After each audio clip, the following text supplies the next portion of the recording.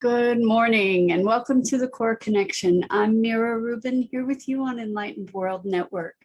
And today's topic is semantics, the language that we use to communicate our ideas and express our experience and their power to shape that very experience. But before we get started, let's take a deep breath in through your nose and hold it.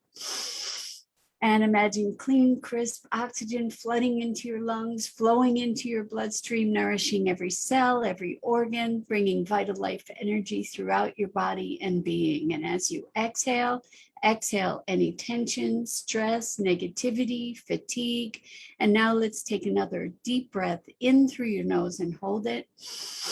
This time, imagine brilliant bright light lighting you up from the inside out, illuminating all your cells, electrifying and energizing all your molecules and electrons, and connecting you with the world beyond. And as you exhale, exhale any remaining stress, tension, negativity, fatigue. And now let's just gently press our palms together.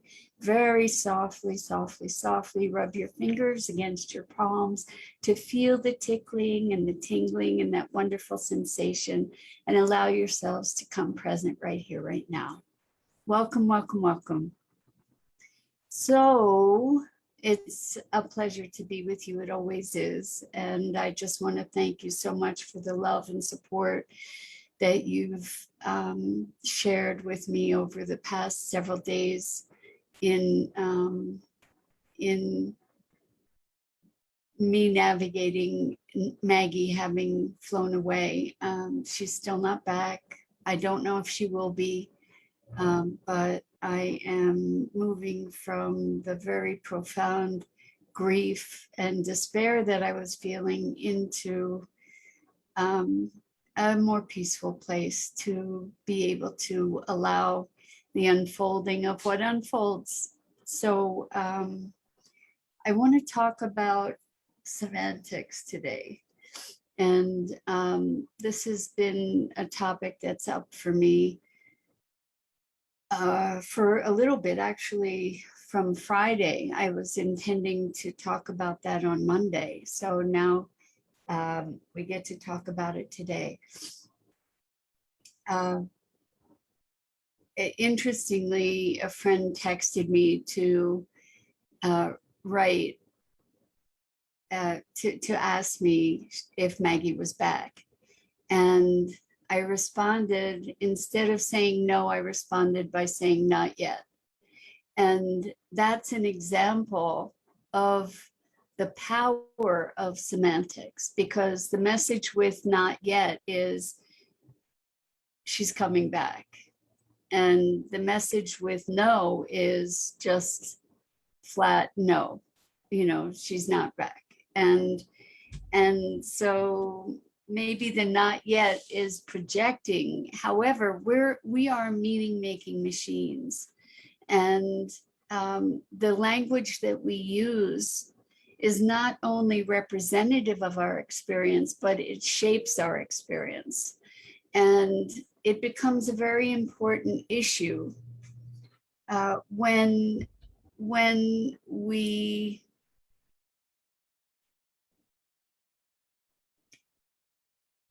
language is crafted in such a way that it mitigates the truth of something, where it has an opportunity to misdirect, shall we say. Or for instance, when we talk about meat, eating meat, and we talk about harvesting the meat, harvesting the chicken or the beef or whatever, that's a very different experience, or it creates a very different experience than when we say slaughtering the chickens or the cows, right? Or butchering or killing. Harvesting is a much gentler word, a word that is easier on our sensibilities rather than really addressing the fact that in order for us to eat meat, we must kill animals, right? So that if we're sanitizing the language, when we talk about death, when we talk about someone passing versus someone died, even that sensibility feels very different, because we have different nuances of meaning that we apply to language. And I think that we can obfuscate truth in the language that we use very easily. I mean, we can look at a whole bunch of companies that are greenwashing through their language, you know, talking about natural this or wholesome that, or whole food, or even gluten-free. You know, this is just so funny. When we think about like it's like putting a sticker of gluten-free on eggs. Eggs are always and have always been gluten-free, right? But if we put a sticker of gluten-free on the eggs, maybe it makes it seem as though we're giving some added attention to that product somehow. You know, it's very interesting how these dynamics play out. So I'm wondering if you guys are here with me, because I haven't heard from anybody yet this morning. And I'm not seeing anything in the chat. So I'm thinking that maybe there's a problem with our connection. I'm hoping that's not the case. But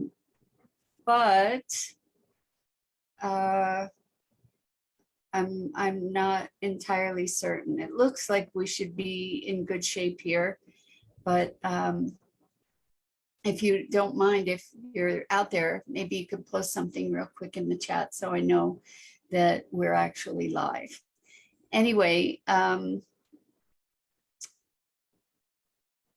so the thing that brought this semantic argument to mind is that I was actually in a conversation where we were talking about the semantics of promoting something, and I'll tell you what it is in a minute. And the response was, well, that's a semantic argument. And I just want to bring to mind the fact that semantic arguments are not something to be dismissed. Something is, I don't believe when you say, well, it's just a semantic argument, or that's just semantics. Where if we say that, it's actually a denial of the power of our language to influence experience. And so here was the conversation. I have a friend who is brilliant and who is creating some inspiring and wonderful initiatives, particularly related to our environment and our impact on the environment, and has been talking about creating net positive impact. And rather than neutralizing our impact, rather than minimizing our negative impact, creating positive impact. And I think that this is a laudable concept. Certainly right now, there are so many things we need to do to create a positive impact in the world. The thing is, with that languaging in and of itself, it assumes that we can define what positive is, right? And that's a big deal, because we might consider that an action we're taking is positive, but or net positive, but you know, without a bigger, broader view, perhaps that's not the case. For example, we might consider that making solar roadways is a net positive impact. But the thing is, we're going from a supposition that roadways are part of how things are best served. How, like, our roadways at all, whether they're solar or made of bioepoxy or dirt, are roadways net positive, right? Or positive impact, so then the question of net positive comes into play. So what does that mean? Ideally, it means taking whatever negative impacts there are for something and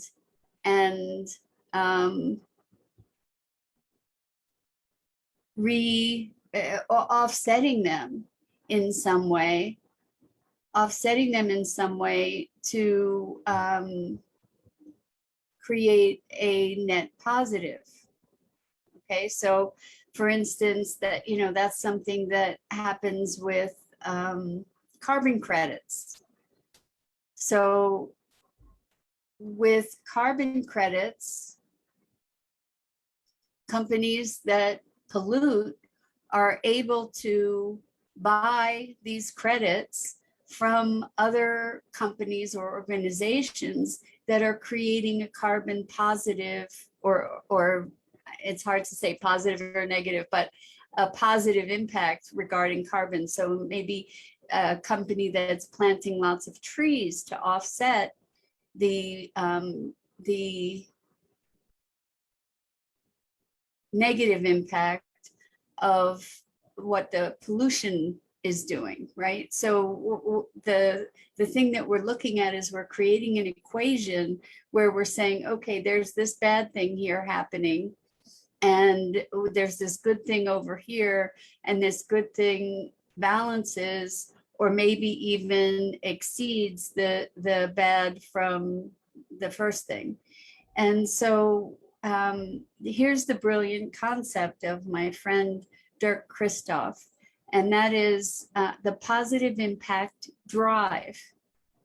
And the idea here is for every mile or every number of miles that we drive, to essentially calculate the impact of that on the environment, and then offset that by planting trees or by doing any number of other positive sorts of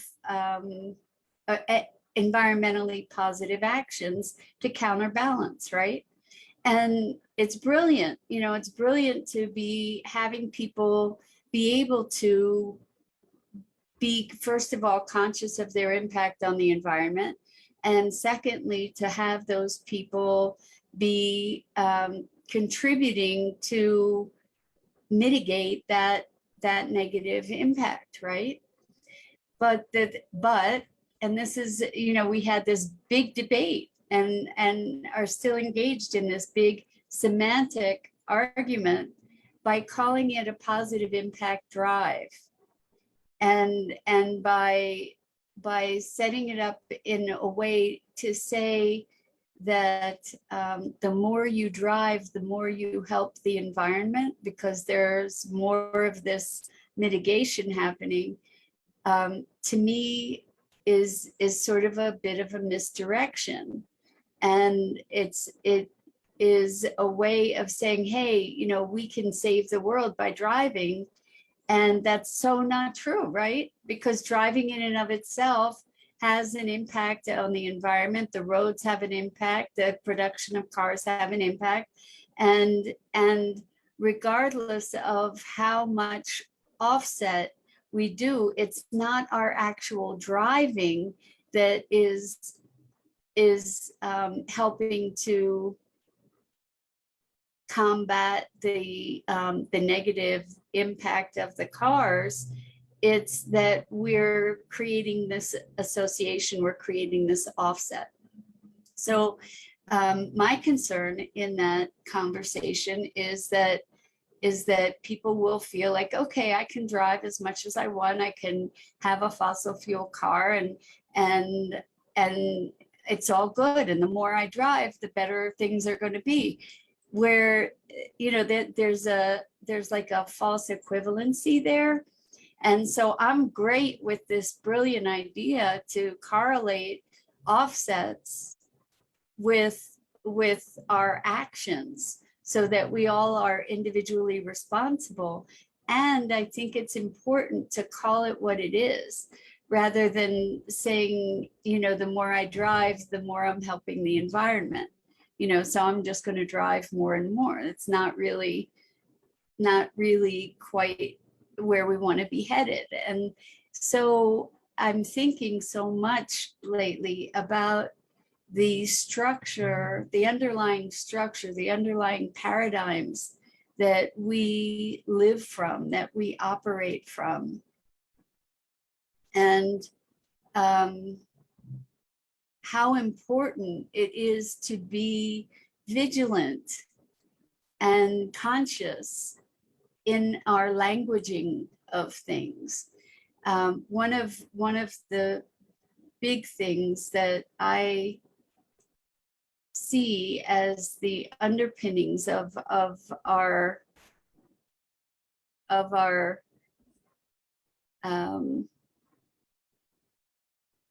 of the destructiveness of our culture is in our language that is elevating concepts of more. More is better, you know, bigger is better. What have you done lately? You know, it's more, more, more. I want to produce more. I want to be more efficient. I want to be more productive. All of these more kinds of ideas that need to shift, because we can't be in an endless cycle of more on a finite planet, right? Where we have finite resources, and where even just our own personal energy, you know, to be driving our value, our individual value based on our production, you know, like what have you done lately again? So I want you to know, if you're putting anything in the chat, I'm not seeing it. Please don't feel slighted if I'm not responding. It's because I don't see any messages. I checked Facebook. It looks like we are live on Facebook, and it looks like we're live on Restream, but maybe something's happening with the ability to see the messages. So I apologize for that. Hopefully I'll get a chance to look at them afterwards and maybe respond. So when we also, I think we were talking about emotion. I think it was yesterday, where we would say, I'm sad, I'm happy, I'm hungry, I'm excited, finally. Awesome, Elaine, thank you. So Elaine says, all is well. Great, I appreciate it. So I know that things are working. Thank you. So when we say things like that, it's so routine, right? To say, I am happy, I am sad. But rather than I'm feeling happy or I'm feeling sad. But that little shift is an experiential shift. When we say I'm feeling sad, there's an I there, there's a presence, there's the recognition of the beingness that we are, or the beingness that we are that's beyond experience. You know, I am feeling sad versus I am sad. So when I become sad, when I am sad, I lose myself in that. versus when I say I'm feeling sad, then I know that there's a need that's bigger than the sadness. And so Elaine says, not for me, I only speak from truth. Well, Elaine, I appreciate that. And I think that's awesome that that's your experience. And I'm here to say that I believe that truth is a subjective perception, and on many, many, many levels.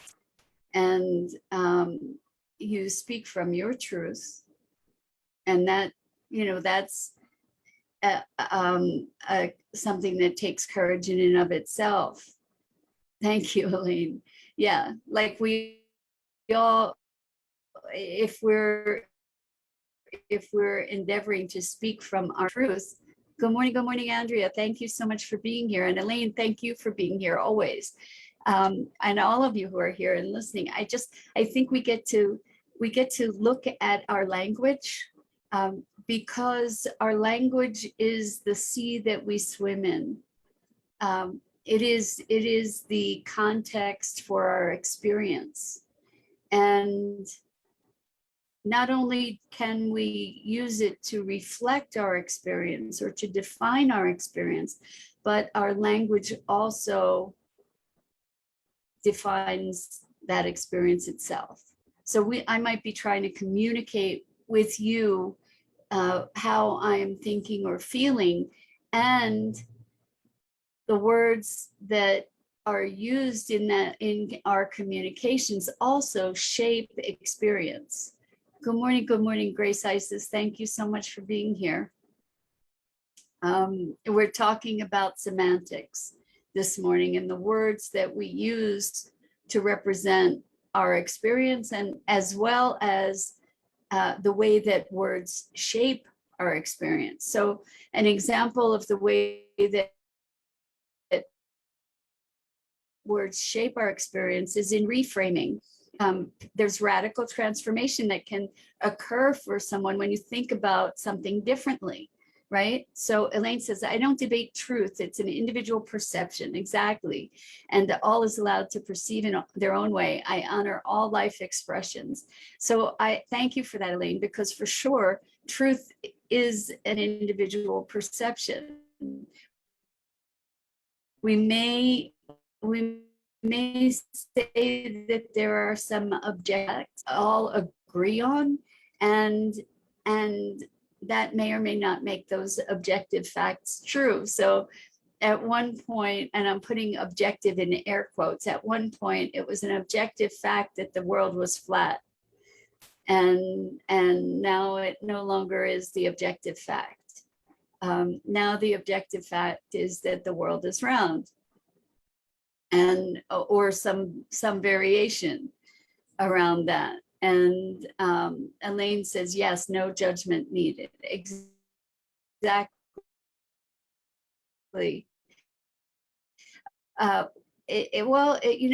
It's interesting, again, with the when we get into the realm of words, I'm always fascinated and taken by words. I find myself very curious and in moments of wonder around words and how we paint our perceptions in words. And when we talk about past and future, when we talk about reality, that's a great word, right? Well, the reality is, what is that? What is that we're talking about? And what is it that makes it real? And well, there are objective facts, there's research studies, there's, all of these conversations that can shape our perception. So when we talk about love, for instance, what does that mean? What does it mean to you? What does it mean to me? I remember in college, I took a philosophy course, and the philosophy course was really looking at what's the nature of reality. And it became so completely clear to me at that time how our own experiences are so subjective. And what I was experiencing is that there was a futility in even trying to communicate across the chasm of perception, my perception being unique to me, your perception being unique to you. Just finding that trying to communicate it at that time felt like a completely futile endeavor. And I stopped talking. I just stopped being able to talk for, I don't know what period of time it was, but it was like I would start a conversation and then it was just like, and that was the end of it. And I just couldn't find my way past that. And it was a deep, deep, deep isolation and despair. In some respects, it was very, very insular, very, very, very much in my head. And then I took a theosophy course, and that enabled me to recognize that our communication was that the intention of our communication is the heart of it. So that in connecting, again, from the head to the heart, we talk about this all the time, right? But from moving from the head to the heart, connecting with the intention of the communication, that was a way that I could come back into connection with other human beings and with the world. And it's really interesting because now the head and heart conversation is very, very common conversation. We have a more innate awareness of that, but this was a long, long time ago, and it wasn't primary, like a foundational conversation. And it's so interesting to me that now, I haven't thought of this in quite some time, but it's very interesting to me to be looking back on that and recognizing how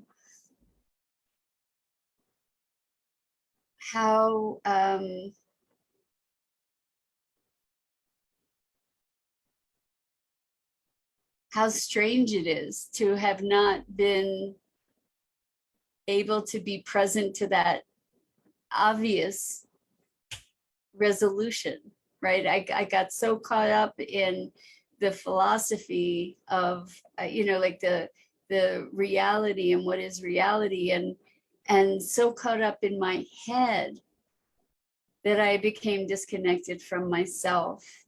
And so I know that although words are very important, the words that we use have an impact, I also recognize that most of our communication, I believe it's something over 90% or at least over 85% of our communication, is not through our words, but through our tonality, through our demeanor, through our intention.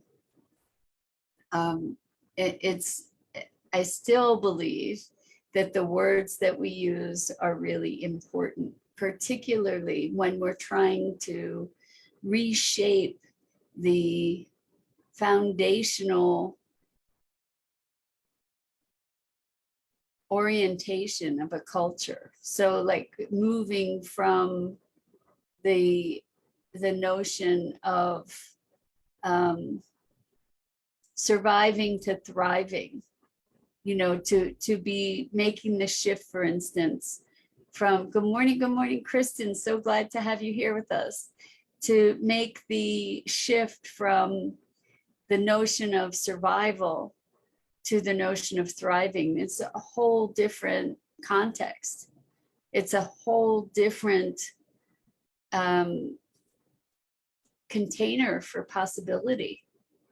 And so I invite you today to look at and be aware of, be cognizant of the words that you use, and even just for a brief period of time, take the opportunity to look at different words. There's such a thing, or such a term as transformational vocabulary.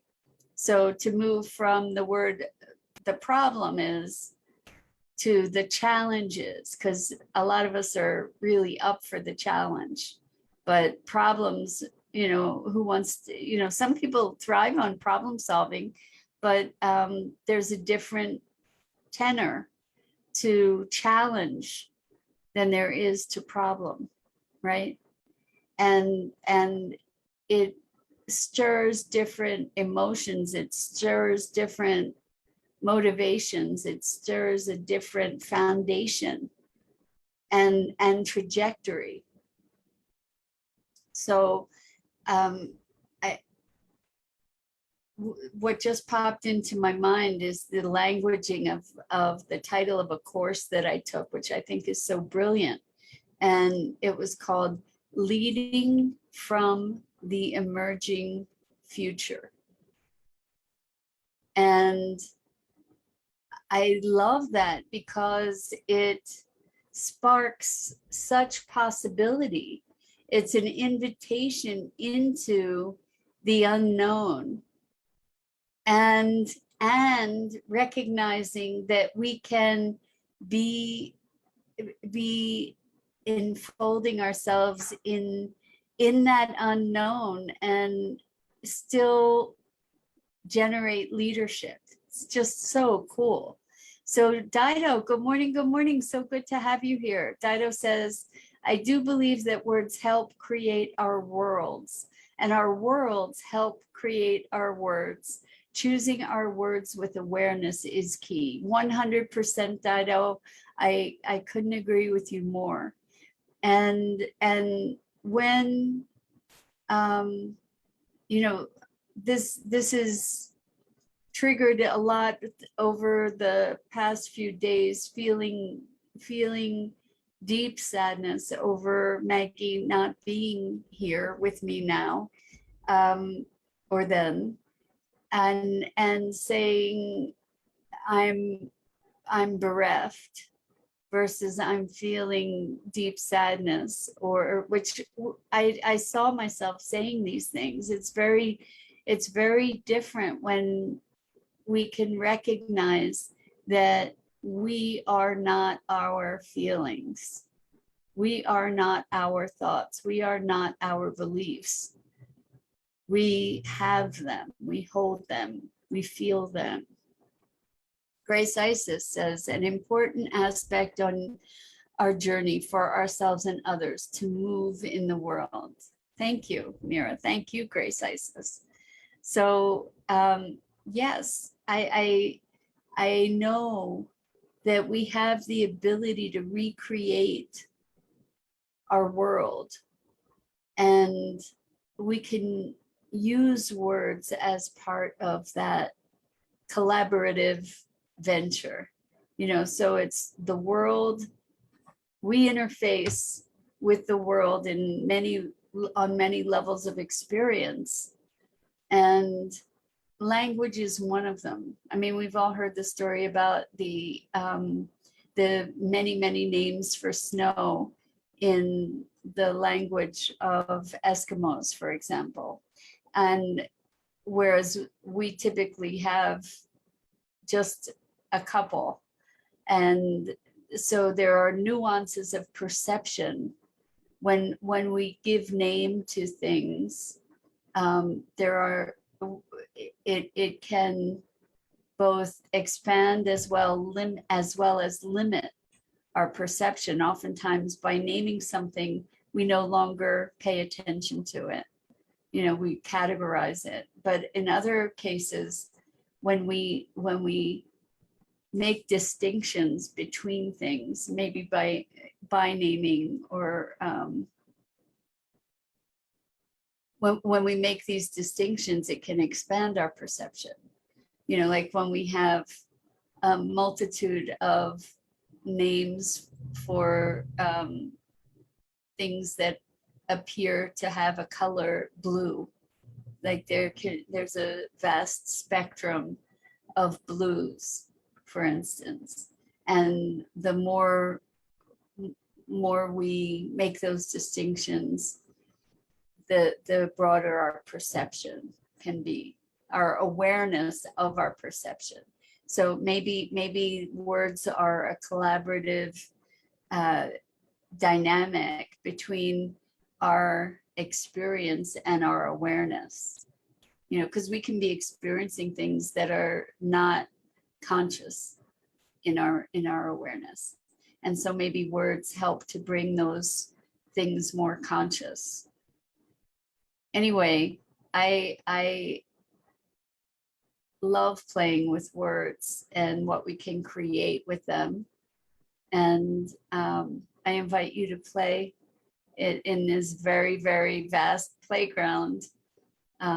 There's such room for creativity and expression and discovery as we explore language.